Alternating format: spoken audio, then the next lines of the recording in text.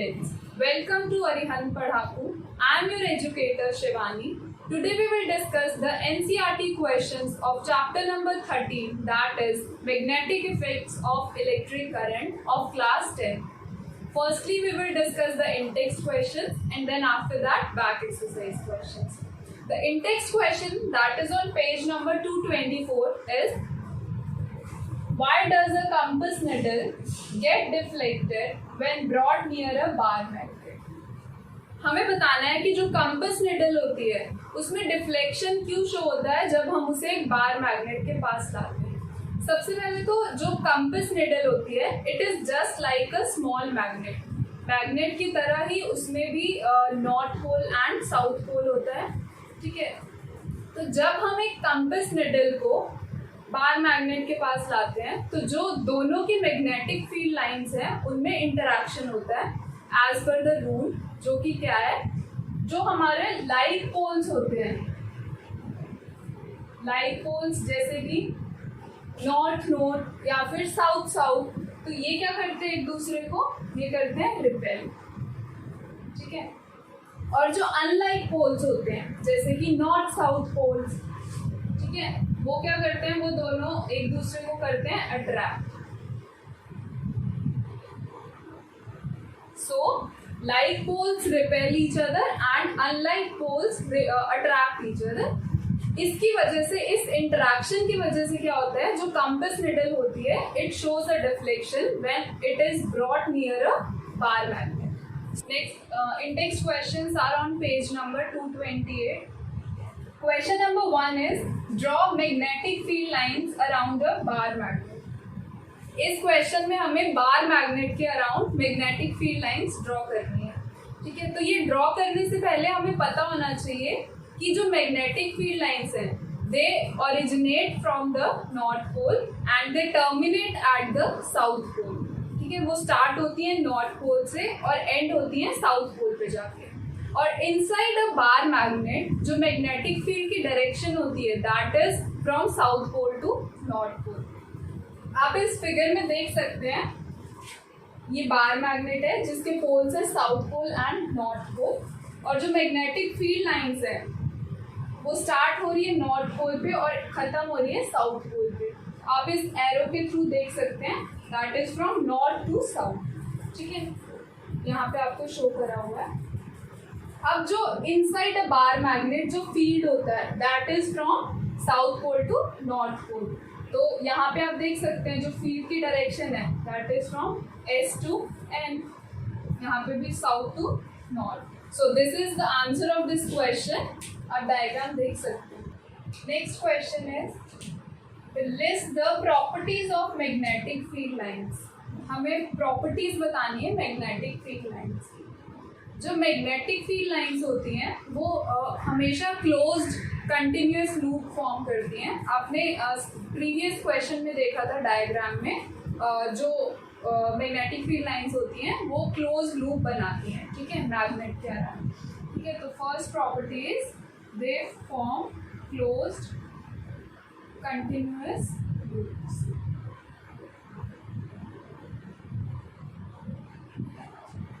अब जो magnetic field lines हैं वो इमर्ज होती है नॉर्थ पोल से और एंड होती हैं साउथ पोल से, ठीक है। This is the second property, start from north pole and end at south pole.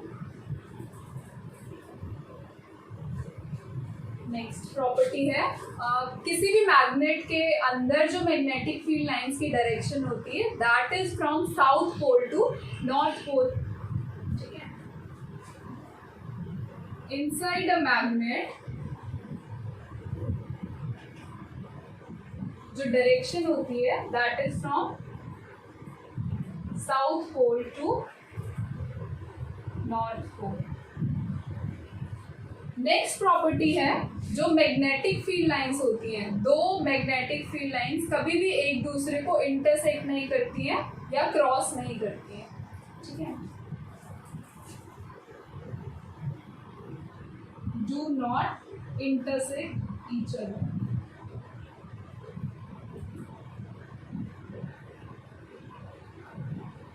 तो ये कुछ प्रॉपर्टीज हैं मैग्नेटिक फील्ड लाइंस की. This is the answer. Question number 3 is why don't two magnetic field lines intersect each other. दो मैग्नेटिक field लाइंस एक दूसरे को इंटरसेक्ट क्यों नहीं करती हैं. अगर आप इमेजिन करो, अगर दो मैग्नेटिक फील्ड लाइंस इंटरसेक्ट कर रही हैं एक दूसरे को, तो जो पॉइंट ऑफ इंटरसेक्शन है उस पर तो दो डायरेक्शंस हो जाएंगी. जो हमारी मैग्नेटिक फील्ड की डायरेक्शन है वो कंपास निडल बताती है, जिधर उसकी नॉर्थ पोल की निडल रिफ्लेक्ट करती है. ठीक है, तो अगर हमारी जो लाइंस हैं वो इंटरसेक्ट कर रही हैं एक दूसरे को, तो at the point of intersection there will be two directions which is not practically possible. एक ही पॉइंट पे दो डायरेक्शंस तो हो नहीं सकती हैं. तो पॉइंट ऑफ इंटरसेक्शन पे क्या होंगी,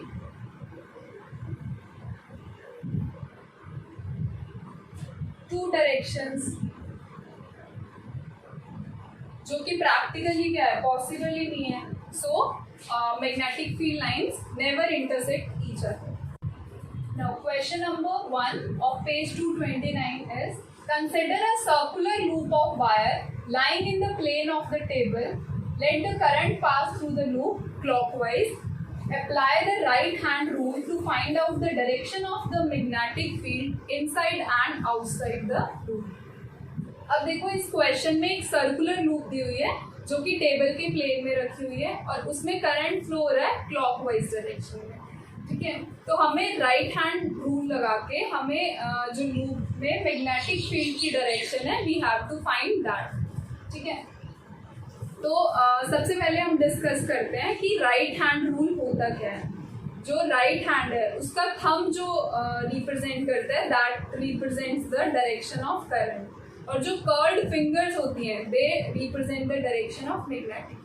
मान लो आपका जो करंट है वो अपवर्ड डायरेक्शन में, तो थंब ऊपर की तरफ होगा और जो कर्व्ड फिंगर्स होंगी they will give the direction of magnetic field. ठीक है, तो इस डायग्राम में देखिए आप, टेबल है, टेबल के प्लेन में लूप रखा हुआ है जिसमें करंट फ्लो कर रहा है क्लॉकवाइज डायरेक्शन में. ठीक है, अब जब हमारे करंट की डायरेक्शन ऊपर है, यहाँ अपवर्ड डायरेक्शन है. ठीक है, तो उस केस में क्या होगा, ऊपर की तरफ करंट है तो मैग्नेटिक फील्ड ये कर्व्ड फिंगर्स देंगी. ठीक है, तो जब हमारा करंट ऊपर की तरफ है तो जो मैग्नेटिक फील्ड लाइंस है वो लूप के बाहर से इमर्ज होंगी from the table and they will merge into the table inside the loop. यहाँ से आप देख सकते हैं ये टेबल से इमर्ज हो रही हैं, स्टार्ट हो रही हैं और टेबल में मर्ज हो रही हैं इनसाइड द लूप. ठीक है, सिमिलरली अगर हम डाउनवर्ड करंट, जहाँ पे नीचे की डायरेक्शन में करंट है, तो करंट नीचे की डायरेक्शन में तो कर्व्ड फिंगर्स देंगी डायरेक्शन ऑफ मैग्नेटिक फील्ड. तो जब इस फिगर में देखो आप, जब करंट हमारा नीचे की तरफ है तो जो मैग्नेटिक फील्ड लाइंस है वो यहाँ पे शो करी हुई हैं. They will emerge from the table outside the loop and they will merge into the table inside the loop. तो आपकी ये जो डायग्राम है इसमें आपका लूप और मैग्नेटिक फील्ड की डायरेक्शन बताई हुई है inside and outside the loop. Question number 2 is the magnetic field in a region is uniform. Draw a diagram to represent it. किसी रीजन में जो मैग्नेटिक फील्ड है दैट इज यूनिफॉर्म. यूनिफॉर्म मतलब उसकी सेम वैल्यू है हर point पे, तो हमें फिगर के थ्रू इसको रिप्रेजेंट करना है. यूनिफॉर्म मैग्नेटिक फील्ड को रिप्रेजेंट हम कैसे कर सकते हैं, हम करते हैं बाय पैरेलल लाइंस होती हैं जो कि इक्वी डिस्टेंट होती हैं एक दूसरे से. ठीक है, तो यहाँ पे आप देख सकते हैं ये जो पैरेलल लाइंस हैं और बीच में डिस्टेंस इनके सेम है, they represent the uniform magnetic field. और जो मैग्नेटिक फील्ड लाइंस होती हैं they emerge from the north pole and they terminate at the south pole. तो ये जो एरो आएगी ये नॉर्थ टू साउथ आएगी. सो ये जो फिगर है ये आपका आंसर हो गया इस क्वेश्चन का. Okay, question number 3 is choose the correct option. The magnetic field inside a long straight solenoid carrying current. First option is 0. Second, decreases as we move towards its axis. Third, increases as we move towards its axis. And fourth is same at all the points. हमें बताना है कि एक long solenoid के अंदर जो field होता है मैग्नेटिक फील्ड, वो उसकी वैल्यू कैसे चेंज होती है, इंक्रीज होती है, डिक्रीज होती है, या सेम रहती है, या फिर जीरो होती है। आप इस फिगर में देख सकते हैं, ये फिगर में क्या दिखाया है, magnetic field due to a solenoid.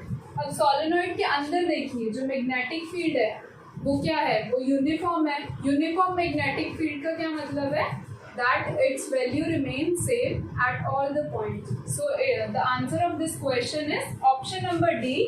The magnetic field inside a long solenoid is same at all the points. Next we will discuss the questions of page number 231. First question is, which of the following property of a proton can change while it moves freely in a magnetic field? There may be more than one correct answer. First option is mass, second speed, third velocity and fourth momentum. इस question में हमें बताना है कि अगर एक proton magnetic field region में enter करता है तो कौन सी प्रॉपर्टी या फिर प्रॉपर्टीज चेंज हो। देखो, जब कोई भी प्रोटॉन या चार्ज पार्टिकल एंटर करता है मैग्नेटिक फील्ड को, तो उस पर मैग्नेटिक फोर्स लगने लगता है। ठीक है, मैग्नेटिक फोर्स लगने की वजह से उसकी जो वेलोसिटी है, वेलोसिटी चेंज होती है। ठीक है, जब कोई भी प्रोटॉन जो है वो मैग्नेटिक फील्ड में एंटर करता है, ठीक है, तो उस पर फोर्स लगता है। फोर्स लगने की वजह से उसकी जो वेलोसिटी है वो चेंज होती है। ठीक है, अब वेलोसिटी चेंज होती है तो आपको पता है जो मोमेंटम है that is mass into velocity. ठीक है, मास तो प्रोटॉन का सेम रहता है, बट वेलोसिटी चेंज हो रही है तो मोमेंटम भी चेंज होगी। तो इस क्वेश्चन का क्या आंसर होगा, जब भी प्रोटॉन एंटर करेगा मैग्नेटिक फील्ड रीजन को तो उसकी वेलोसिटी के साथ साथ मोमेंटम भी चेंज होगी। तो ऑप्शन नंबर 3 and 4 इसके answers. Question number 2 is, in activity 13.7, how do we think the displacement of rod AB will be affected if, first part, current in rod AB is increased, second, a stronger horseshoe magnet is used, third, length of rod AB is increased. ये जो activity है 13.7 आपकी book की, इसमें demonstrate क्या किया गया है कि जो अगर आपका कोई भी करंट कैरिंग कंडक्टर है उसको हम मैग्नेटिक फील्ड में रखते हैं। ठीक है, फील्ड में रखते हैं तो जो वो कंडक्टर है वो फोर्स, मैग्नेटिक फोर्स एक्सपीरियंस करता है, और ये जो फोर्स है और जो डिस्प्लेसमेंट होती है उस कंडक्टर में वो किस पे डिपेंड करती है, वो डिपेंड करती है करंट पे, आपके मैग्नेटिक फील्ड पे, एंड वो डिपेंड करती है लेंथ ऑफ कंडक्टर। ठीक है, जो फोर्स का वैल्यू है और डिस्प्लेसमेंट की वैल्यू। अगर हम इन तीनों चीज़ों को इंक्रीज करते हैं तो आपका फोर्स और डिस्प्लेसमेंट भी इंक्रीज होता है। सो आपका फर्स्ट पार्ट का आंसर है करंट इन रॉड AB अगर हम इंक्रीज करते हैं तो डिस्प्लेसमेंट भी क्या होगी, इंक्रीज होगी। अगर सेकंड में अगर हम मैग्नेट को स्ट्रॉन्ग और ज़्यादा स्ट्रेंथ की मैग्नेट को यूज़ करते हैं तो भी आपकी डिस्प्लेसमेंट ज़्यादा होगी। एंड थर्ड है, अगर हम लेंथ को बढ़ा देते हैं तो भी डिस्प्लेसमेंट क्या होगी, ज़्यादा। तो तीनों केसेस में जो डिस्प्लेसमेंट है वो इंक्रीज होगी। Question number 3 is, a positively charge particle projected towards west is deflected towards north by a magnetic field. The direction of magnetic field is A, towards south, B, towards east, C, downward, D, upward. अब इस question में जो आपका दिया हुआ है एक positively charge particle है जिसकी डायरेक्शन है वेस्ट डायरेक्शन में। तो पॉजिटिवली चार्ज पार्टिकल है तो जिधर वो मूव कर रहा है उधर ही करंट की डायरेक्शन होगी। तो जो आपकी करंट की डायरेक्शन होगी दैट इज टूवर्ड्स वेस्ट। ठीक है, अब ये जो पार्टिकल है डिफ्लेक्ट हो रहा है नॉर्थ डायरेक्शन में, तो जिससे कि आपके फोर्स की डायरेक्शन क्या होगी, that will be towards north. जिस डायरेक्शन में वो पार्टिकल डिफ्लेक्ट हो रहा है उधर ही फोर्स लगेगा। अब आपको निकालनी है मैग्नेटिक फील्ड की डायरेक्शन। ठीक है, ये आपको फाइंड करना है। तो इन तीनों के बीच में जो रिलेशन है that is given by Fleming's left hand rule. इस रूल के अकॉर्डिंग क्या होता है, अगर आप अपने थंब और आपकी four finger and middle finger left hand की इस तरह स्ट्रेच करो कि तीनों ये राइट एंगल पे हो एक दूसरे के, ठीक है, तो जो आपका थंब होता है ये बताता है आपकी फोर्स की डायरेक्शन को, जो आपकी फोर फिंगर होती है it gives the direction of the magnetic field, और ये जो आपकी मिडिल फिंगर होती है ये आपके फोर्स की डायरेक्शन को, ये आपकी करंट की डायरेक्शन को बताती है, ठीक है। तो इस क्वेश्चन में देखो हमारा जो करंट है वो वेस्ट डायरेक्शन में है, तो अगर हम अपने लेफ्ट हैंड की फिंगर्स को स्ट्रेच करें राइट हैंड पे राइट एंगल पे, तो करंट हमारा है वेस्ट में, तो फोर फिंगर बताएगी करंट की डायरेक्शन को, that is towards west direction, ठीक है। और हमारा जो फोर्स है that is in the north direction, force thumb बताता है तो थंब होगा नॉर्थ डायरेक्शन में, ठीक है। तो जो आपकी ये फिंगर है फोर फिंगर है ये बताएगी फील्ड की डायरेक्शन को, तो ऑप्शन है आपके टूवर्ड्स साउथ, साउथ में तो नहीं है ये, साउथ तो नीचे की तरफ है। सेकंड ऑप्शन है ईस्ट, ईस्ट भी नहीं है, ईस्ट इधर वाली साइड है राइट साइड पे, ठीक है। और नेक्स्ट है डाउनवर्ड्स, डाउनवर्ड भी नहीं जा रहा है, और नेक्स्ट है अपवर्ड, तो इसकी डायरेक्शन क्या है अपवर्ड, ये देखो आप फिंगर ये अपवर्ड डायरेक्शन में है। तो इस आंसर क्या है इस क्वेश्चन का, जो फील्ड की डायरेक्शन है that is in the upward direction, so answer is option number D, that is upward. Now next questions are on page number 233. First question is state Fleming's left hand rule. Fleming's left hand rule जो है वो हमें क्या बताता है, magnetic force की direction को बताता है, ठीक है। इस रूल के अकॉर्डिंग अगर हम अपने लेफ्ट हैंड की थंब को four finger and middle finger को इस तरह स्ट्रेच करें कि वो तीनों एक दूसरे के परपेंडिकुलर हो, तो जो आपका थंब है it represents the direction of the magnetic force, और जो आपकी फोर फिंगर है वो रिप्रेजेंट करती है मैग्नेटिक फील्ड की डायरेक्शन को, और जो आपकी मिडिल फिंगर है it represents the direction of current, ठीक है। आप यहाँ पे देख सकते हैं जो थंब है वो फोर्स की डायरेक्शन को बताता है, और जो फोर फिंगर है वो फील्ड को बताती है, और मिडिल फिंगर करंट की डायरेक्शन को बताती है। सो इस लॉ की स्टेटमेंट क्या होगी, according to Fleming's left hand rule if we stretch the thumb, forefinger and middle finger of our left hand in such a way that these three are perpendicular to each other, then the thumb will represent the direction of the magnetic force, forefinger will represent the direction of magnetic field, and the middle finger will represent the direction of current. Clear everyone? Now next question, second is what is the principle of electric motor? अब हमें बताना है जो electric motor है वो किस principal पे काम करती है। जो इलेक्ट्रिक मोटर है वो मैग्नेटिक इफेक्ट ऑफ करंट के प्रिंसिपल पे काम करती है, दैट इज अगर हम एक करंट कैरिंग कॉइल को मैग्नेटिक फील्ड में रखते हैं, ठीक है, हमने क्या करा, एक करंट कैरिंग कॉइल को मैग्नेटिक फील्ड में रखा, ठीक है, मैग्नेटिक फील्ड में रखते हैं उस कॉइल को, तो उसमें फोर्स प्रोड्यूस होता है, जिस फोर्स की वजह से वो कॉइल क्या करती है, रोटेट करती है। So this is the principle of electric motor, that if we place a current carrying coil in the magnetic field, then it produces a magnetic force in it, due to which the coil rotates. Okay, clear everyone?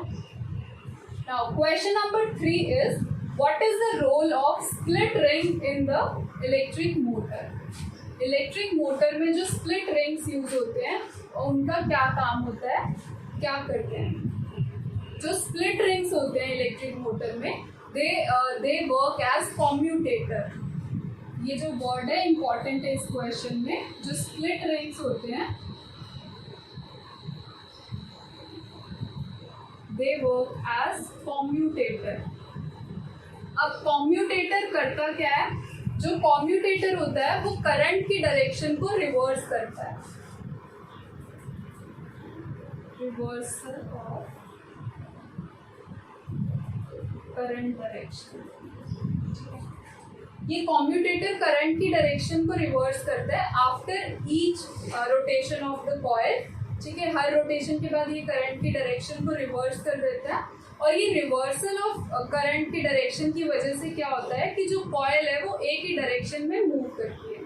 So the split rings work as a commutator which enables the direction of current to reverse. So that's all for this video. I hope आपको सारे questions clear हो गए होंगे. Thank you.